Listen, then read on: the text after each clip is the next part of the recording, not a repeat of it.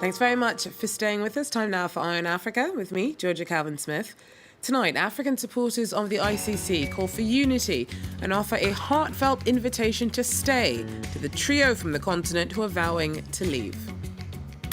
Also, Central African Republic's leaders hoping that a meeting of donors in Brussels this week can offer a much-needed financial shot in the arm for efforts to bring back stability to a country that's seen years of fighting, some of which is still evident.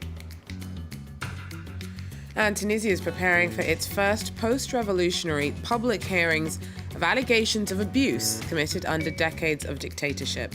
It's an important moment for those hoping for justice for past wrongs and change going forward. Thanks very much for staying with us. First up, at the opening of the International Criminal Court's annual meeting in The Hague on Wednesday, African nations pulling out of the ICC were asked to stay. This week, Gambia followed South Africa and Burundi and formally notified the UN of its withdrawal. With 9 out of 10 ICC investigations in Africa, the court's been accused of bias. Uganda, Kenya and Namibia are all considering an exit from the founding Rome Statute. But others from the bloc have called for unity. The departure of Gambia, Burundi and South Africa are cause for regret. But we also have to see them as the expression of the sovereignty of these states, free to ratify the Rome status and free to leave. I send them a solemn appeal and ask them, don't go. Well, South Africa has accused the court of turning a blind eye to atrocities outside of Africa. But rights campaigners worry that it's the states planning on leaving that are turning their focus away from the victims' hopes for justice. Ibrahim Tommy is the director of the Centre for Accountability and the Rule of Law in Sierra Leone. He joins us now from Freetown. Ibrahim, thanks very much for speaking to us. Now, African countries do have a right to leave if they want to, and they're not that many at the moment, so why would their exit affect the rest of the continent? Thank you very much. It's not as simple as saying if they wish to leave, they can leave, because in some of the cases, especially the countries that you have named there, they are making that decision without seeking the permission or approval of their people. But more importantly, they have not had any consultations with the victims, who are really the people who matter. Yes, they may leave and the court will survive, but it's the message that their departure, creates is what hurts the most, and it hurts the victims of the many conflicts in Africa the most, which is why we are urging them to stay so that we can work together to ensure that we combat impunity and injustice on the continent. Well, can't the victims count on finding justice within the legal systems of their home nations?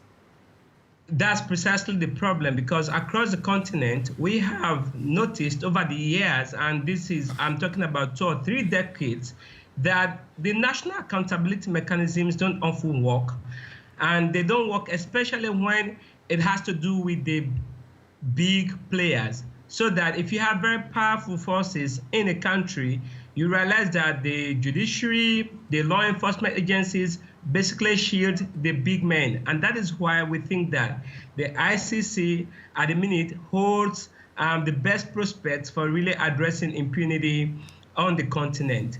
There are challenges across the continent in terms of how our institutions work, our judicial systems. There are many challenges, but that's not the only problem. The real problem is that there is lack of will in many countries, which is why, in fact, if there was will on the part of each African leader, there would be no discussion about leaving. Because what the ICC, the Rome Statute, does is to make sure that the court operates on the principle of complementarity, meaning that if national systems have the capacity and are willing to address these crimes or violations, there's no point for the ICC to intervene.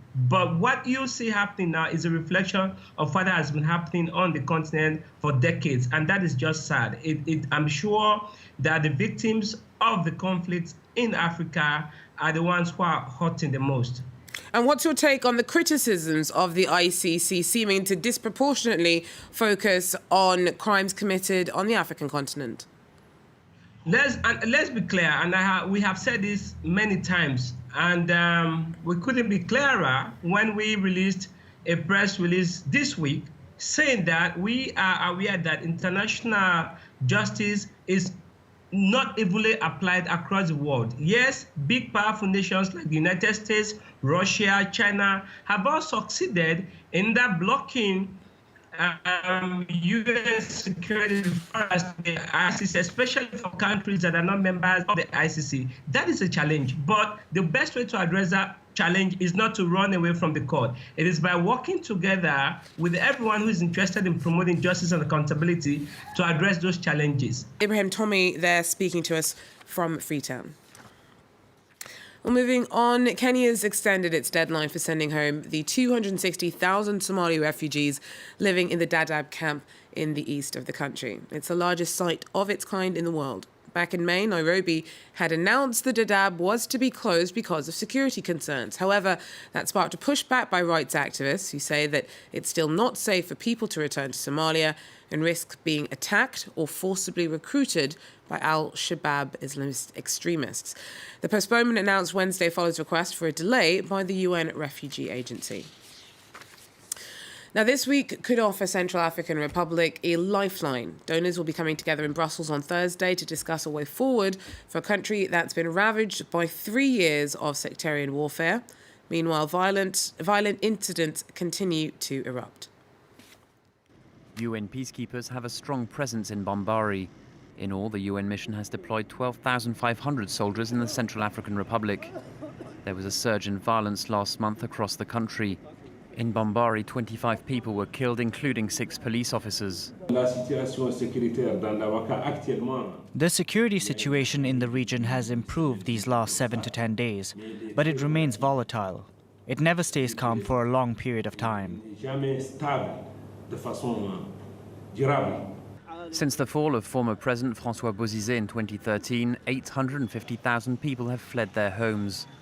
After months of violence and a transition phase, a new president was finally elected last February. In Bambari, some displaced people welcomed the UN's presence. Since the Mauritanian contingent arrived here in April, we've been able to sleep safely. They have brought security to the area. There's no problem. In the past, some peacekeepers have been criticized for reacting too slowly when villages are attacked. We don't feel safe. Police officers were killed. They used to help us when we came under attack. But now they've gone, we're worried, very worried. Because we don't trust these UN soldiers. The nation's government is now waiting to see how much money it will obtain from a big donor conference held in Brussels this Thursday. According to the European Union, the country needs $1.5 billion over the next 3 years. Crowds of demonstrators gathered outside of a courthouse in Middelburg, South Africa, on Wednesday. This is 2 white South Africans accused of forcing a black man into a coffin and threatening to set it on fire with him inside appeared in court. The pair's racist attack was filmed and quickly circulated online. They faced charges of kidnapping and assault. Their victim had been accused of trespassing on farmland after allegedly using a shortcut to get to town. Well, nearly 6 years on since Tunisia's revolution, and the country is preparing for the first public hearings of allegations of abuses committed under decades of dictatorship. It's an important moment for those hoping for justice for past wrongs and change in the future. Our correspondent has the story. This autumn, Najwa Rezgi began her 4th year as a middle school teacher. A peaceful and orderly life in the classrooms of Oued But things were very different under the old regime, when the left-wing activist was imprisoned and forbidden from working in schools.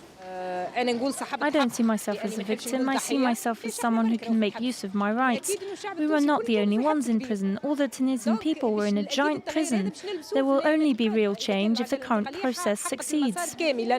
Najwa is one of 65,000 Tunisians who filed a case with the Truth and Dignity Commission. It handles the most serious allegations of government abuse committed between 1955 and 2013. The first step is to contact a call centre. Claimants' cases are then filed and passed on to hearing units where their testimony is recorded. Over the past 2 years, 11,000 stories, including those of torture, corruption and maltreatment, have already been told behind closed doors. A hearing unit is made up of 2 or 3 people, a legal expert, a psychologist and a sociologist. They record the testimony and ask 2,000 questions on the violations and on the social and health conditions.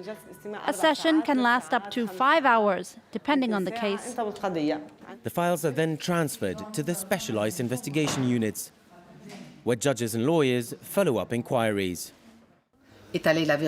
Our principle is to reveal the truth. When offenders talk to us, they don't only show what they've done, but also reveal how the machine worked, and that is very important. Most plaintiffs merely ask for the truth to be told. The public hearings are the first major step in sharing victims' memories. In time, the Commission's huge archives may serve as a record of a turbulent period in the country's history, an alternative to the propaganda of former dictatorships. That report there by Sandra Luciens. Well, that's it for Eye on Africa for now. Thanks very much for watching. Do so again if you can. Take care.